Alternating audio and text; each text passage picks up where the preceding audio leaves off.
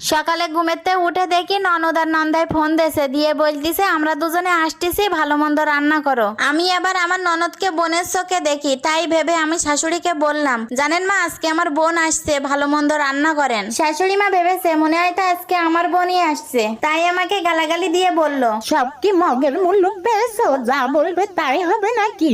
এ সংসারে আমি যা বলবো তাই হবে, ঘরে যা আছে তাই রান্না করো। আসছে তো তোমার বোন, এত ভালো মন্দ রান্না করার কি আছে? ফ্রিজের ভিতরে মাছের নাড়ি বুড়ি তেল রয়েছে, ওইটা ভেজে রেখে দাও, দুপুরে ওইটা দিয়েই খাবে। শাশুড়ির কথা মতো মাছের নাড়ি বুড়ি ভেজে রেখে দিয়েছি ননদ আর নন্দায়ের জন্য। এইবার দেখ বাঘিনী বউ কারে বলে।